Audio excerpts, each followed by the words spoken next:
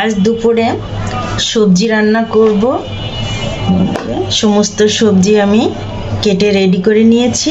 লবণ দিয়ে দিলাম একটু। এবার আমি বেগুনগুলো দিয়ে দিলাম। এবার ফুলকপিগুলো ভেজে নিব। আলুগুলো একটু ভেজে নিব। এখন সবজিগুলো কিন্তু আমার ভেজে নেওয়া হয়ে গেছে। এবার কড়াইতে তেল দিয়ে দিয়েছি, তার উপরে দিলাম রসুন কুচি, এবার দিলাম পেঁয়াজ কুচি। এবার পেঁয়াজ রসুন একটু লাল হয়ে এসছে, এখানে দিয়ে দিলাম পাঁচফোড়ন। এবার দিয়ে দিলাম 3টে শুকনো মরিচ ফোড়ন। এবার ভেজে রাখা সবজিগুলো এর মধ্যে দিয়ে দিলাম কেটে রাখা টমেটো কুচি।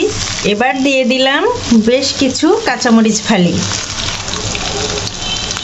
লবণ পরিমাপ, হলুদ গুঁড়ো, এখানে দিলাম ধনিয়া গুঁড়ো 1 চামচ, দিলাম জিরের গুঁড়ো ভেজে রেখেছিলাম, এটা দিয়ে দিলাম।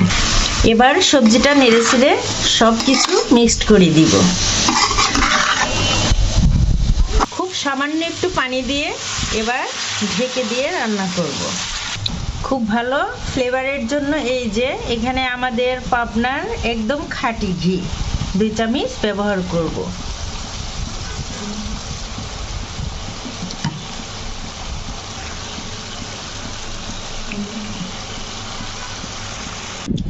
এবার রান্না হয়ে গেছে। দেখুন, গরম ভাতে গরম সবজি চেটে পুটে খাওয়ার পালা। কতটা লোভনীয় হয়েছে দেখে তো আমার খুব লোভ হচ্ছে যে আমি একাই সব খেয়ে ফেলবো।